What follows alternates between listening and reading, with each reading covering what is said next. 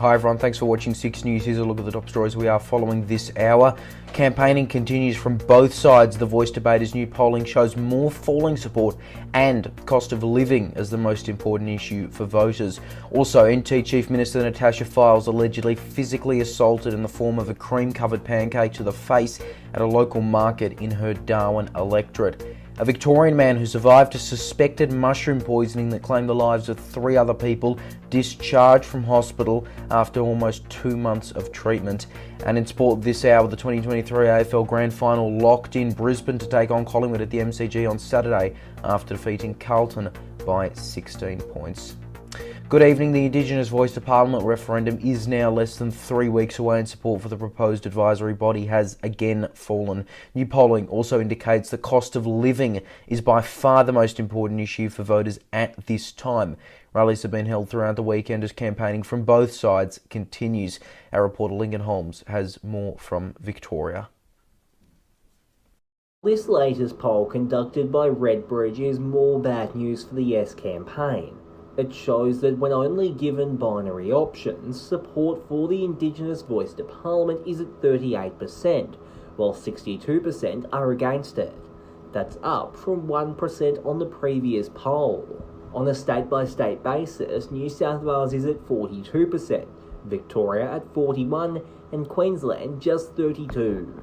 The polling also showed that the cost of living was by far the most important issue for voters when ranked, with 92% of respondents ranking it in the top 5. This was followed by housing affordability, the economy and jobs, health funding, wages, climate change, national security and transitioning to renewables before eventually getting to the Voice. Only 2% of voters ranked the Voice as their main, second or third priorities for the government.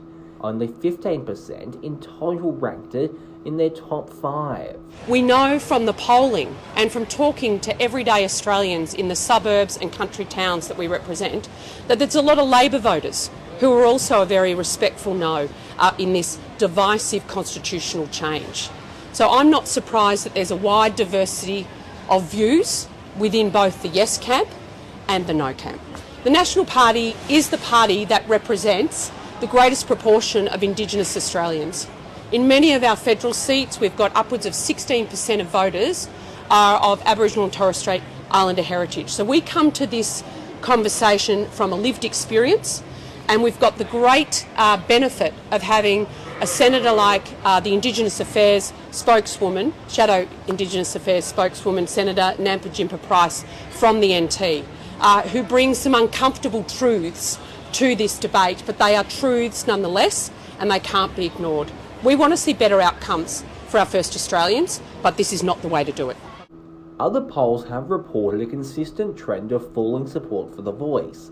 Guardian Essential had the no vote at 51% last week, which is the first time in that poll no has been a majority. The last polls to have yes ahead were in July. There's just 20 days left until referendum day. Independent Senator Lydia Thorpe says she may pull back on her opposition to the Voice if the federal government commits to implementing the recommendations of the Royal Commission into Aboriginal deaths in custody. Speaking to The Guardian, Thorpe said she had been in discussions with the government in recent weeks while pushing for the remaining 1991 deaths in custody recommendations to be put into effect. Senator Thorpe also says she agrees with the leading No campaigner Warren Mundine's comments that treaties would be more likely if the Voice fails. The Black Sovereign movement, which Thorpe has been at the forefront of since leaving the Greens in February, will hold rallies in major capital cities on October the 7th to push for action on deaths in custody a week out from the referendum. Northern Territory Chief Minister Natasha Fyles has allegedly been physically assaulted at a local market in her Darwin electorate. The incident occurred at Nightcliff markets just before midday today. Witnesses told the ABC that an alleged perpetrator pushed a cream-covered pancake, reportedly a crepe, in her face, leaving her visibly shaken. NT police are investigating. The Emergency Management Minister says Australia is much better prepared for bushfires this summer compared to the months leading up to Black Summer. The Bureau of Meteorology has forecast the rest of 2023 to be hot and dry, especially in eastern states. Only earlier this week, a catastrophic fire danger rating was issued for parts of the New South Wales far south coast as temperatures soared well above 30 degrees right across the state. Minister Murray Watt has told the ABC that the National Bushfire Preparedness Summit will look at whether there are adequate tools, resources and plans in place for this year's bushfire season. Establishing one coordinated national emergency management agency rather than two separate organisations under two separate ministers, which existed before. We will actually have more aircraft available for firefighting than we've ever had in this country, including one extra large water bombing aircraft and plenty more helicopters than we've had before. And I know that the states have done everything they can when it comes to hazard reduction, given the incredibly wet circumstances that we've been in over the last couple of years. No one can guarantee that we won't be facing risk. There will always be risk in a country like Australia, but we're certainly doing everything we possibly can to be prepared. The fires in 2019 and 2020 destroyed more than 9,000 buildings and led to the deaths of 34 people, as well as a further 445 deaths caused by smoke. A Victorian man who survived a suspected mushroom poisoning that claimed the lives of 3 other people has been discharged from hospital after almost 2 months of treatment.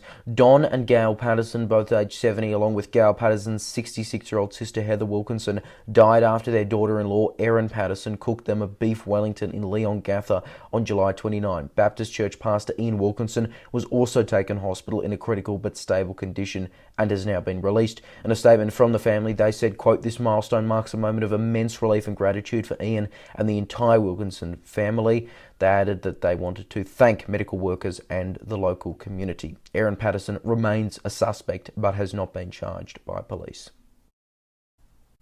Retired former North Melbourne captain Jack Siebel says he will still require more surgery to his face after he was allegedly assaulted outside a Melbourne pub last month.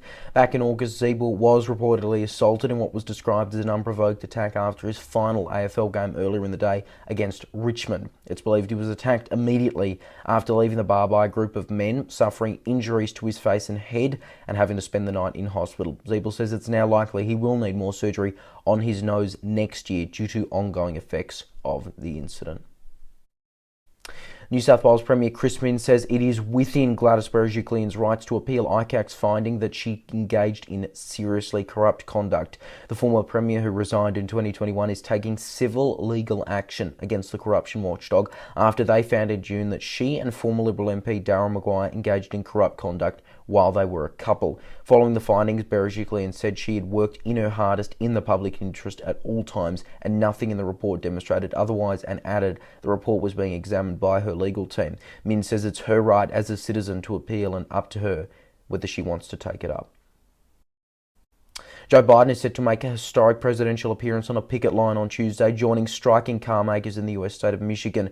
Biden said on Twitter that he plans to, quote, stand in solidarity with the men and women of the UAW as they fight for fair share of the value they helped create.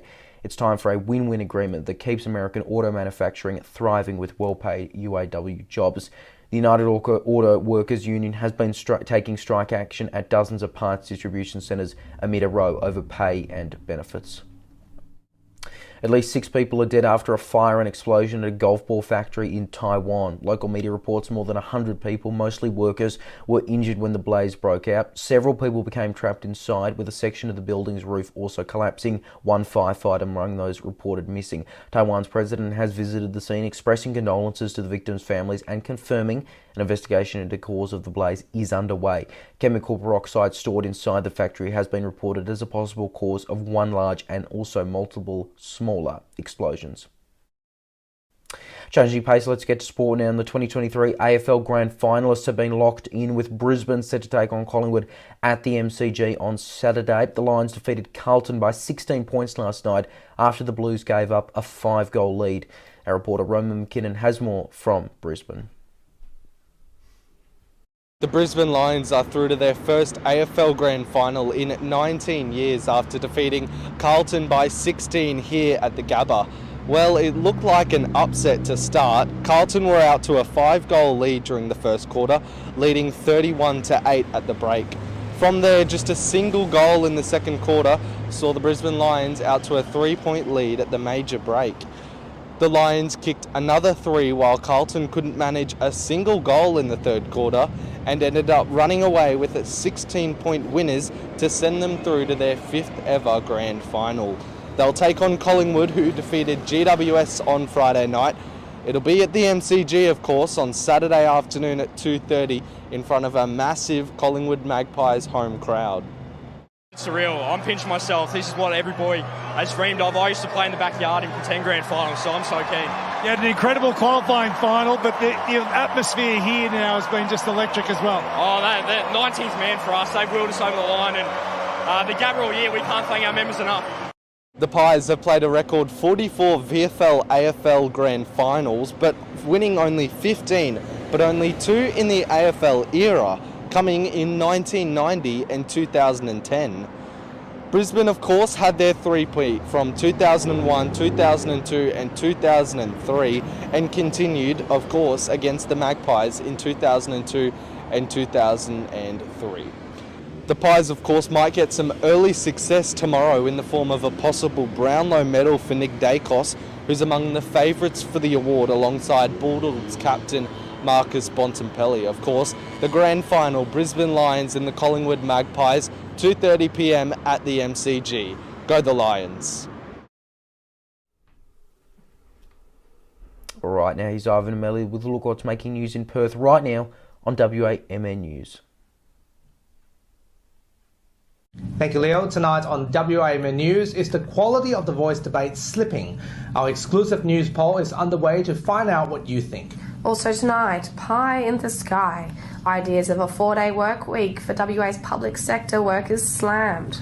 Bringing rural and city people together. The Royal Show unites Western Australians with animals, rides and show bags. New abortion laws have passed in Western Australia. What will this mean for women's well-being? And later, Dr. Andrew Miller's comment. Join us tonight on the WAMN News Facebook page and YouTube channel.